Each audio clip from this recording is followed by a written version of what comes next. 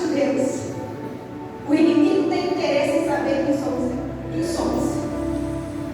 O inferno se levanta e se empenha contra quem é amigo de Deus.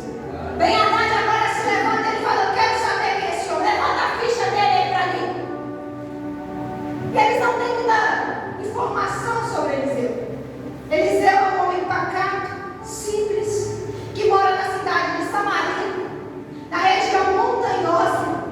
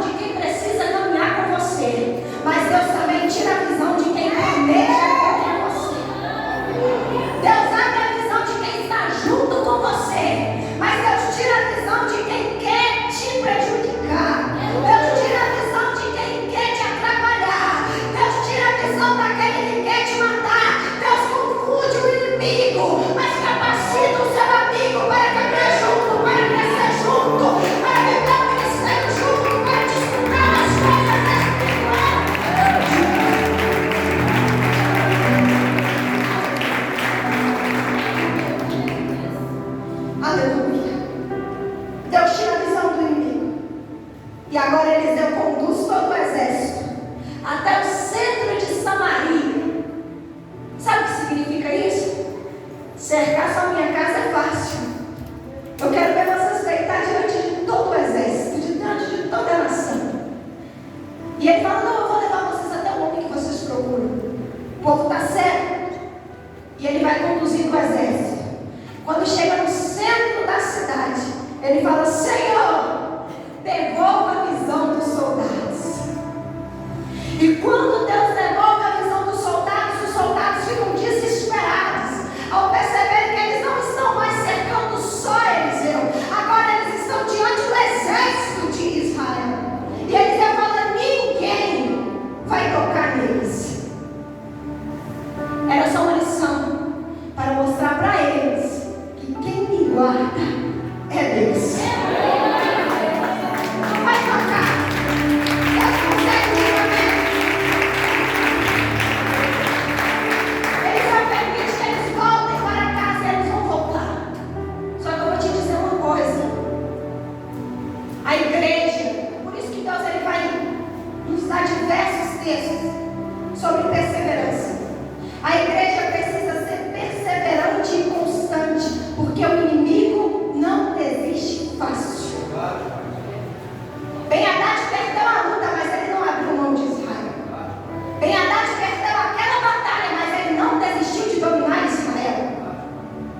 E eu tenho que te dizer, nós vencemos lutas diárias. E a vida do crente não é como dizem por aí, que a vida do crente é cheia de lutas. Não, a vida do crente não é resumida só em lutas. A vida do crente é resumida em vitórias. Mas para que haja vitórias tem que ter lutas. Mas é uma luta constante. É todos os dias. É por isso que a palavra vem nos advertindo, dizendo que aquele que for perseverante, que perseverar até o final, esse receberá a coroa da justiça. Tem que perseverar, querido, porque o inimigo é insistente. Ben-Hadad volta, mas ele não desiste. E agora Eliseu começa a pregar para Samaria. Porque quem era crente ali era só Eliseu. O povo estava em pecado, o povo havia abandonado o Senhor. E Eliseu vai pregando, Eliseu vai advertindo, vai profetizando, e o povo não dá ouvidos. Eliseu vai profetizar. E ele vai dizer: se vocês não se converterem e não voltarem ao Senhor, Samaria vai viver uma fome jamais descrita na história antes. O povo não deu ouvido. E agora Ben-Hadad volta novamente a atacar Israel. O texto não vai dizer quanto tempo mais ou menos demora, de quando eles cercam a casa de Eliseu até eles voltarem. Mas passa-se algum tempo. E agora eles voltam com a estratégia de guerra, que na minha opinião é a pior estratégia de todas: o cerco. O que era o cerco? O império no momento que queria dominar certo território, ele se preparava com munições, com alimento, com tudo que precisava, para ficar dias, semanas, meses, em alguns casos até anos, diante de um território. E eles faziam literalmente um círculo em volta do território que eles queriam dominar, diante de uma certa distância para manter eles em segurança. Eles cercavam a cidade. Por quê? Porque uma cidade cercada, ninguém entra e ninguém sai. Eles tampavam, eles fechavam as fontes de água para que houvesse escassez de água dentro da cidade. Logo, se a cidade está cercada, ninguém pode sair, ninguém pode entrar. E aquelas pessoas que estão dentro da cidade vão sobreviver enquanto tiver comida e água. Mas uma hora a comida vai acabar e a água vai cessar. Qual era o propósito maior do cerco? Porque quando uma cidade era cercada, quem estava dentro da cidade só tinha duas opções: ou se rendia ou morria de fome. Se ele se rendesse, metade era morta por uma espada e a outra metade ia ser escravizada para o resto da vida. Se eles não se rendessem, eles iriam comer a comida enquanto a comida durava. Eles iriam beber água enquanto tivesse água. Quando acabasse a água e acabasse a comida, eles iriam definhando, iam morrendo aos poucos. E quando o exército de fora percebesse que o povo lá dentro estava fraco, percebesse que o povo lá dentro estava vulnerável,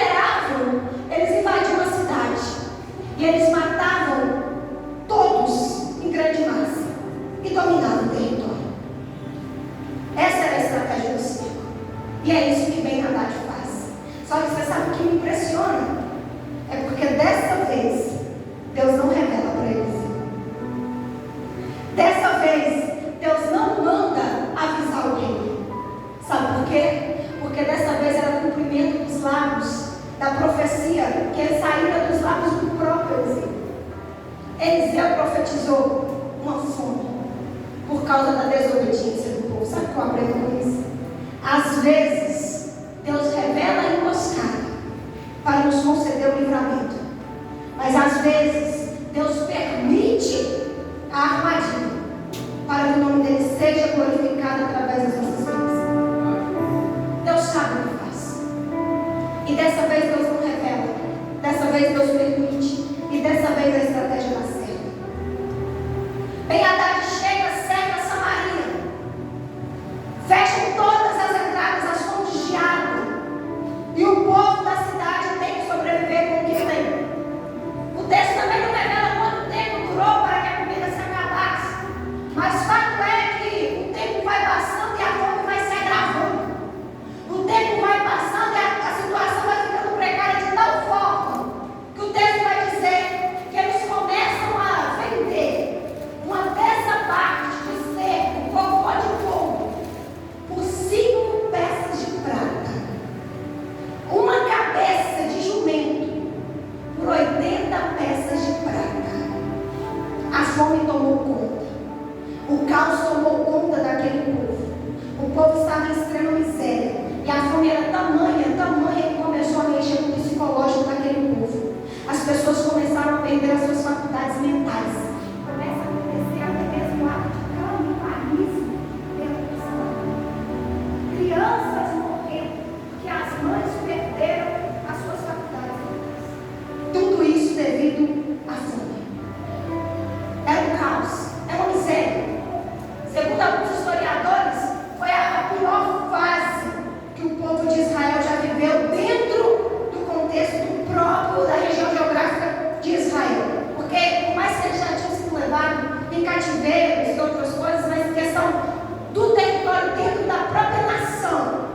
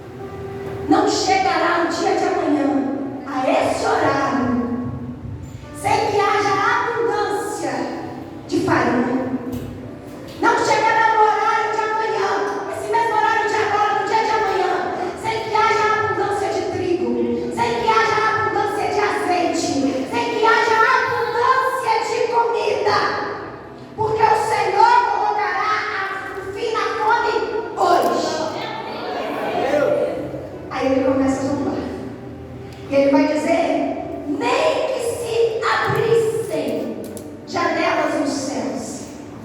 Seria possível acabar essa fome da noite para o dia. Ele fala ironizando: nem que se abrissem. Mas o que ele não sabia é que de fato no céu tem janelas. Aleluia, Jesus! Lembra de Deus falando lá em Malaquias? Porque se o meu povo for fiel a mim e me honrar com os seus dízimos e ofertas, eu abrirei as janelas do céu. Deus abre a janela do céu para quem é fiel, querido. Deus não precisa fazer janelas do céu, já tem janelas, mas só contempla a janela aberta quem é fiel. Só contempla a janela aberta quem é obediente. Só contempla a janela aberta quem tem compromisso com o Senhor. E ele fala zombando: nem que se fizesse janelas dos céus, seria possível acabar essa fome. E Eliseu vai dizer: por causa das suas palavras, você verá o cumprimento da promessa, mas você não vai comer.